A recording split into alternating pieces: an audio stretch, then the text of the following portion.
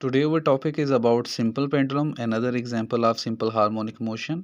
Simple pendulum एक ऐसा instrument है जो कि सिंपल हार्मोनिक मोशन को एग्जिबिट करता है। सो आज के लेक्चर में हम इसकी मोशन को डिटेल से स्टडी करेंगे कि ये किस तरह सिंपल हार्मोनिक मोशन करता है, उसको प्रूव भी करेंगे और उसके बाद उसको एक्सप्लेन करने के लिए उससे related instantaneous velocity, displacement, acceleration, time period, frequency किस तरह निकाला जा सकता है उसके बारे में भी डिटेल से बात करेंगे।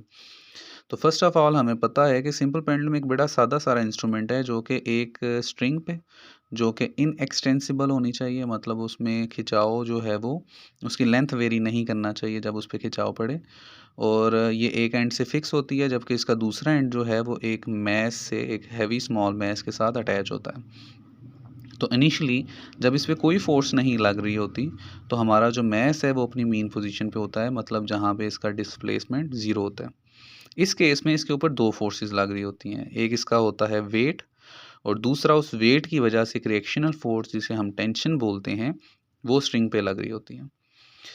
तो जब ये अपनी मीन पोजीशन पे होता है तो ये दोनों फोर्सेस एक दूसरे के साथ बैलेंस आउट हो रही होती हैं और हमारा जो मैस है वो एक इक्विलिब्रियम की कंडीशन में होता है।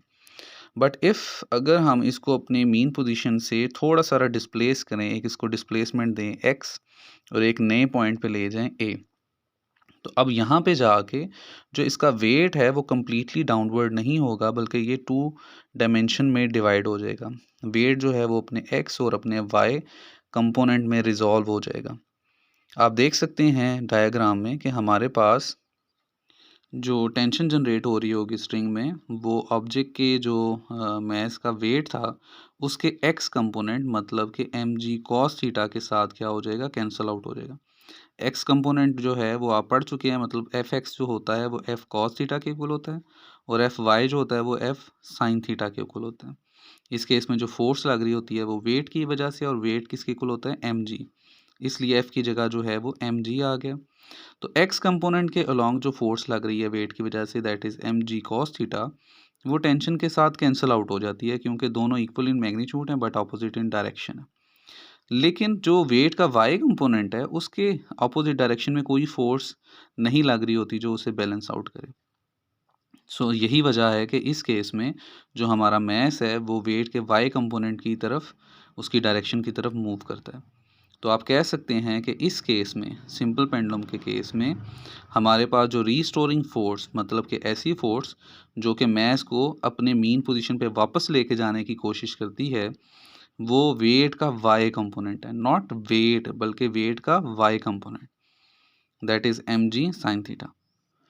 सो जैसे कि मैंने बताया कि एक्स कंपोनेंट ऑफ वेट जो कि एम जी कॉस थीटा है वो कैंसिल आउट हो जाता है due to tension in the string, while Y component of weight जो है वो एम जी साइन थीटा है that acts as a restoring force, hence body starts oscillate in this direction such as, इस केस में रीस्टोरिंग फोर्स बनी F is equal to minus M G sine theta.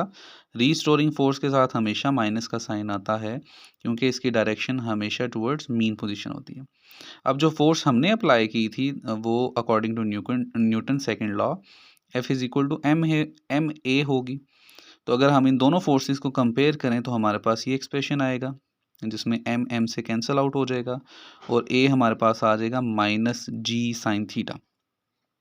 अगर हम कंसीडर करें अपनी calculation को ज़रा इजी रखने के लिए कि हमने जो डिस्प्लेसमेंट दिया था उसको मीन पोजीशन से, ये लेट्स सपोज अगर वो पहले मीन पोजीशन ओ पे था उसको ए पोजीशन पे लेके जाने के लिए हमने ये जो एक्स दिया है उसको बड़ा स्मॉल है, तो इसकी वजह से जो मीन पोजीशन के साथ जो इसका एंगल बना होगा थीटा, हम कह सकते हैं कि वो साइन थीटा के इक्वल होगा। अगर थीटा की वैल्यू बहुत स्मॉल ली जाए तो साइन के किसी भी फंक्शन की वैल्यू लें तो वो तकरीबन सेम ही आती है। अगर आप 0.001 लें तो उसका साइन लें तो वो तकरीबन आंसर वही आएगा। तो इस केस में साइन थीटा की जगह थीटा आ जाएगा, हमारी इक्वेशन बन जाएगी A is equal to minus G theta. तो दैट्स मीन अगर आपको ए चाहिए तो आपको थीटा की वैल्यू चाहिए होगी, ठीक है। सो हमारे पास इस डायग्राम से हम थीटा की वैल्यू कैसे निकाल सकते हैं। चैप्टर नंबर 5 में आपने सर्कुलर मोशन को पढ़ते हुए आपने देखा था कि आप इस तरह की डायग्राम को, मतलब अगर आप कंप्लीट सर्कल ड्रॉ करें तो एक सर्कल का एक आर्क लेंथ है, एक पार्ट है, एक सेगमेंट है। तो उस केस में जो थीटा होता है, जो एंगुलर डिस्प्लेसमेंट है, वो किसके इक्वल होता है? एस ओवर आर के। एस से मुराद वो जो डिस्टेंस कवर कर रहा है और आर से मुराद रेडियस, सेंटर से लेके एज तक का फासला। तो ये जो हमारी स्ट्रिंग की लेंथ थी, ये मिड पॉइंट से एक पॉइंट से फिक्स थी ना, तो वहाँ से लेके एज तक का फासला जिसको आपने उसकी लेंथ लिया हुआ है, आप इसको इस केस में उसका रेडियस कंसीडर कर सकते हैं।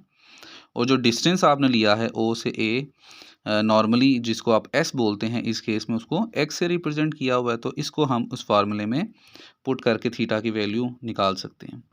बिल्कुल इस तरह से theta is equal to S over R होता है। एस जो कि इस केस में एक्स है और आर जो है सेंटर से लेके एच तक का फासला, इस केस में हमने उसको एल बोला हुआ है, जो कि स्ट्रिंग की टोटल लेंथ थी, जो एक साइड से फिक्स थी और दूसरी साइड पे मैश जो अटैच था, जो सर्कुलर मोशन परफॉर्म करने की कोशिश कर रहा है। बेसिकली सिंपल पेंडुलम में अगर उसको कम्प्लीटली घूमने दिया जाए तो वो एक सर्कुलर मोशन ही करेगा ना, तो इसलिए हमने उसको फार्मूले को यूज़ किया। तो थीटा की वैल्यू हो जाएगी एक्स ओवर एल। तो इसको आप उस इक्वेशन में पुट करें तो हमारे पास आ जाएगा A is equal to minus G X over L. G over L जो हैं ये बेसिकली कांस्टेंट हैं, कांस्टेंट को रिमूव करें तो हमारे पास ये इक्वेशन कैसी बन सकती है? A is directly proportional to minus X. और यहाँ से ये चीज़ साबित होती है कि हमारे पास सिंपल पेंडुलम जो है वो एक सिंपल हार्मोनिक मोशन को ही एग्जिबिट करता है। अगर कल को कोई आपको कोई क्वेश्चन पूछे कि आप प्रूव करें कि सिंपल पेंडुलम जो है वो एस एच एम मोशन करती है, तो आप इसको यहाँ तक ये जो क्वेश्चन है वो सॉल्व करके बता सकते हैं कि क्योंकि इसका फाइनल एक्सप्रेशन भी A directly proportional to minus X आ रहा है। ये जो इक्वेशन है ये इस बात का सबूत है कि सिंपल पेंडुलम जो है वो एस एच एम मोशन करता है, क्योंकि ये सिंपल हार्मोनिक मोशन की निशानी है।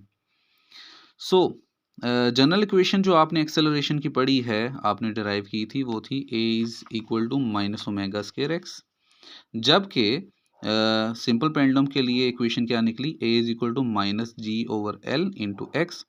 तो अगर आप इन दोनों इक्वेशन को कंपेयर करें तो ए की जगह ए है, एक्स की जगह एक्स है, जबकि ओमेगा स्क्वायर की जगह क्या है? जी ओवर एल। तो हम कह सकते हैं सिंपल पेंडुलम के लिए कंपैरिजन से कि ओमेगा स्क्वायर इस केस में किसके इक्वल है? जी ओवर एल। तो ओमेगा किसके इक्वल होगा? स्क्वायर रूट जी ओवर एल। तो अब ओमेगा की वैल्यू आपके पास आ गई और इस वैल्यू को यूज़ करके आप time period, frequency, instantaneous displacement, instantaneous velocity, उनकी मीन पोजीशन पे वैल्यू, उनकी एक्सट्रीम पोजीशन पे वैल्यू, वो सारी की सारी डिराइव कर सकते हैं। ठीक है। सो जिस तरह के हमने पढ़ा हुआ है कि ओमेगा किसके इक्वल होता है? 2 पाई टी। तो टी की वैल्यू क्या हो जाएगी? 2 पाई ओमेगा इधर आके डिवाइड हो जाएगा, ओमेगा की वैल्यू ये है, तो हमारे पास सिंपल पेंडुलम की वैल्यू हो जाएगी T is equal to 2 pi square root L over G. और आपको पता है कि फ्रिक्वेंसी टाइम पीरियड का उल्ट होती है, तो इसी फार्मूले को यूज़ करके हम टाइम पीरियड फ्रिक्वेंसी निकाल सकते हैं सिंपल पेंडुलम की, जो कि इसकी इक्वल होगी। अब अगर आप गौर करें तो ये वही दोनों फार्मूले हैं जो आप छोटी क्लासेस से सिंपल पेंडुलम के लिए डायरेक्टली यूज़ करते आए हैं, उनके टाइम पीरियड और फ्रिक्वेंसी के लिए। लेकिन आज आपने देख लिया कि ये फार्मूले डिराइव कैसे हुए हैं। अब इसी तरह आपके पास सिंपल हार्मोनिक मोशन के लिए जनरल एक्सप्रेशन मौजूद हैं इंस्टेंटेनियस डिस्प्लेसमेंट के, इंस्टेंटेनियस वेलोसिटी के और इंस्टेंटेनियस एक्सेलरेशन के। आप ओमेगा की वैल्यू पुट करके स्पेसिफिकली सिंपल पेंडुलम के लिए वो सारे के सारे एक्सप्रेशन निकाल सकते हैं इंस्टेंटेनियस डिस्प्लेसमेंट, वेलोसिटी और एक्सेलरेशन के।